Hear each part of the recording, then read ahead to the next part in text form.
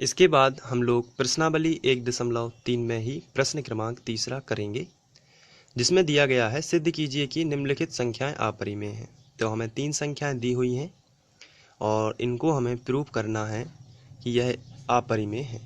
तो हमें पहले जैसा ही करना है, हम इनको मान लेते हैं कि ये परिमेय संख्या है, तो हम इनको एक एक करके सॉल्व करेंगे। चलिए सबसे पहला क्वेश्चन सॉल्व करते हैं।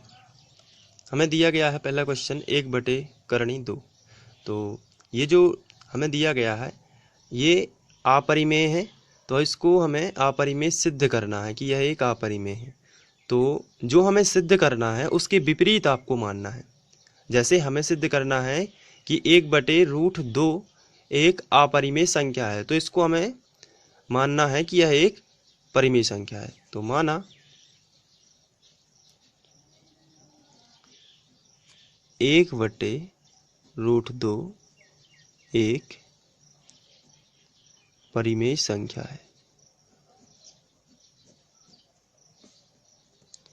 इसको हम मान लेते हैं कि यह एक परिमेय संख्या है। तो परिमेय संख्या है तो परिमेय संख्या p/q के रूप में लिखी जाती है। तो हम इसको लिख सकते हैं 1/√2 बराबर p/q। यहाँ जो p और q है वो सहअभाज्य पूर्णांक है। p और q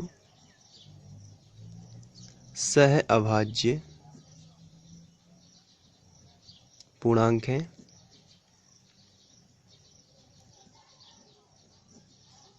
और q बराबर नहीं है 0।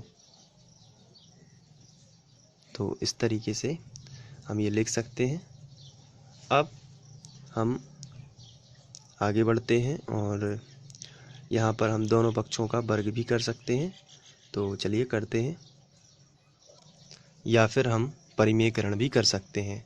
दोनों तरीके से ये हो सकता है, लेकिन हम जो तरीका सरल रहेगा उसी से करेंगे। तो आइए परिमेयकरण करते हैं। तो इसका हम परिमेयकरण कर देंगे। तो यहाँ पर हम लिखेंगे 1/√2 गुणित नीचे वाली संख्या का फिर अंश बाहर में गुणा हो जाएगा, तो √2/√2 ये कहलाता है परिमेयकरण बराबर p/q। ये ज्यों का त्यों रहेगा। तो आपको क्या करना है, जो रूट वाली संख्या होती है उसी में परिमेयकरण होता है और अंश बाहर में गुणा हो जाता है। इसके बाद हम यहाँ से अब ऊपर ऊपर का गुणा करेंगे, नीचे नीचे का गुणा कर देते हैं।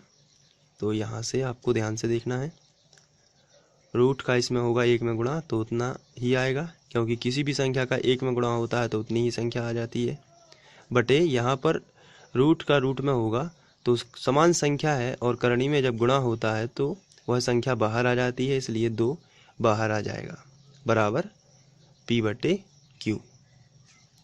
यहाँ से अब हम 2 का गुणा इसमें कर देते हैं, तो आएगा करणी 2 बराबर 2p/q।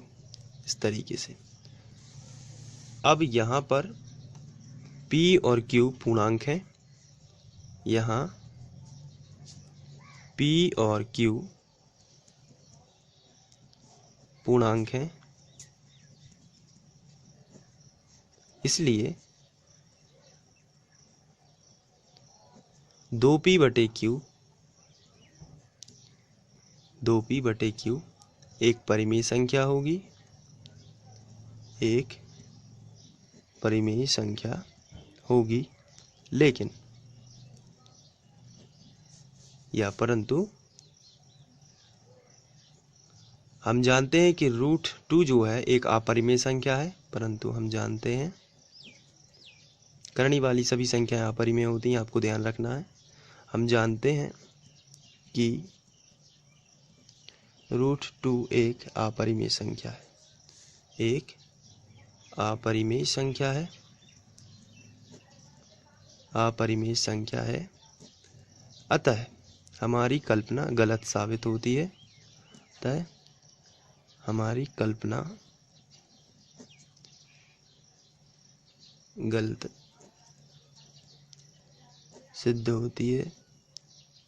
अतः जब ये परिमेय संख्या नहीं है तो फिर क्या होगी, अपरिमेय। अतः 1/√2 एक अपरिमेय संख्या ही है, अपरिमेय संख्या ही है।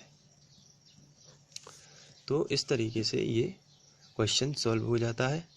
तो आप इसको ध्यान से कर सकते हैं और ये आसान है करने में। तो इसके बाद हम लोग दूसरा क्वेश्चन लेते हैं। दूसरा क्वेश्चन है 7 करणी 5। इसको भी हमें अपरिमेय सिद्ध करना है। तो जो हमें सिद्ध करना है हम उसके विपरीत मान लेते हैं और लिखते हैं माना 7 करणी 5 एक परिमेय संख्या है। पहले जैसा ही करना है, परिमेय संख्या है।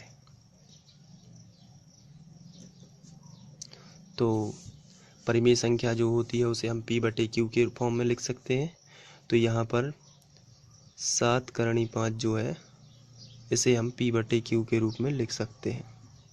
तो p/q, यहाँ पर हम थोड़ा सा डिस्क्रिप्शन देते हैं, जहाँ p और q जो है वह सह अभाज्य पूर्णांक है। p और q सह अभाज्य पूर्णांक है।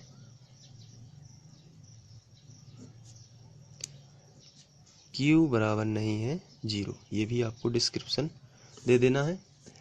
अब यहाँ पर हम जानते हैं कि √5 जो है अपरिमेय है। तो हम यहाँ से इतनी सी हिंट से इसको सॉल्व कर सकते हैं। बहुत ही सिंपल है। सबसे पहले आप जो 7 है इसको नीचे भेजिए, क्योंकि यह गुणा में है तो नीचे आएगा बटे में। तो यहाँ पर √5 बराबर आएगा p/7q।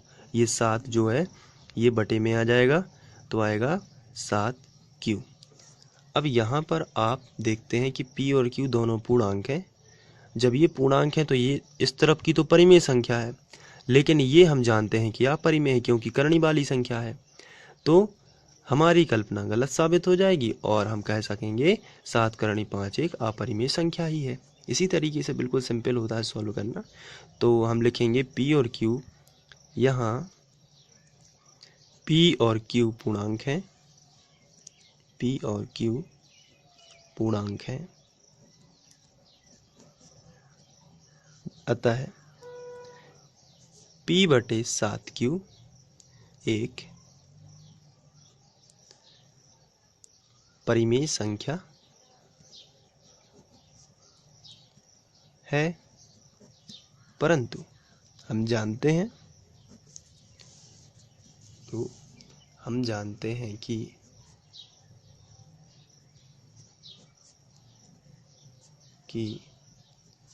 करणी 5 एक अपरिमेय संख्या है, अपरिमेय संख्या है। अतः हमारी कल्पना गलत सिद्ध होती है। अतः हमारी कल्पना गलत सिद्ध होती है।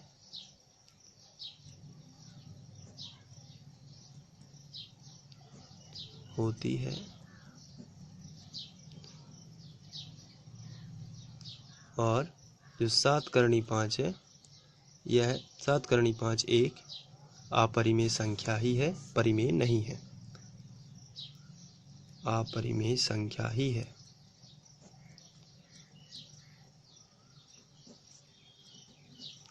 तो इस तरीके से दूसरा क्वेश्चन कर लेते हैं। आइए अब तीसरा क्वेश्चन करते हैं।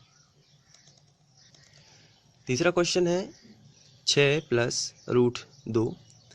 इसे भी हमें अपरिमेय संख्या सिद्ध करना है। तो पहले जैसा ही करना है, जो हमें सिद्ध करना है उसके विपरीत मान लेते हैं। हमें इसे अपरिमेय संख्या सिद्ध करना है, तो मान लेते हैं कि 6 + करणी 2 एक परिमेय संख्या है।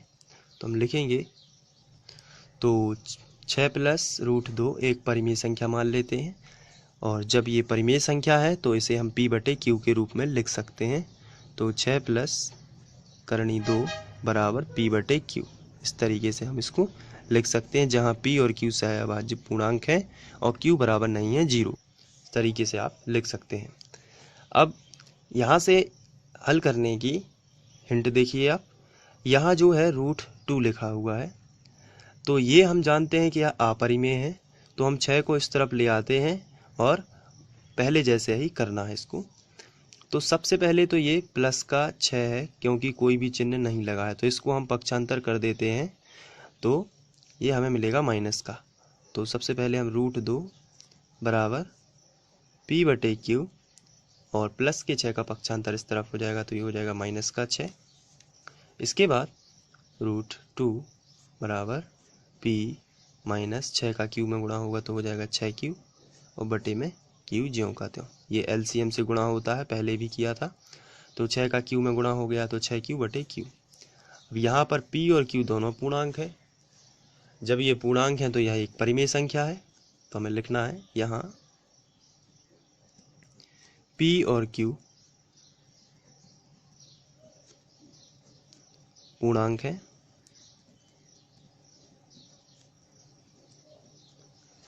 अतः p माइनस 6q बटे q एक परिमेय संख्या है।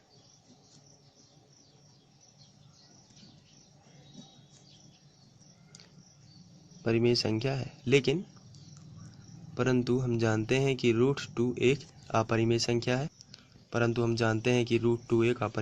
है। अतः हमारी कल्पना गलत सिद्ध होती है। तो फिर क्या है, 6 + 2 करणी 2 एक अपरिमेय संख्या ही है, अपरिमेय संख्या। तो इस तरीके से सिद्ध हो जाता है। तो ये 3 क्वेश्चन सॉल्व हो जाते हैं। इसके बाद हम लोग नेक्स्ट क्वेश्चन अगली वीडियो में करेंगे। Thank you.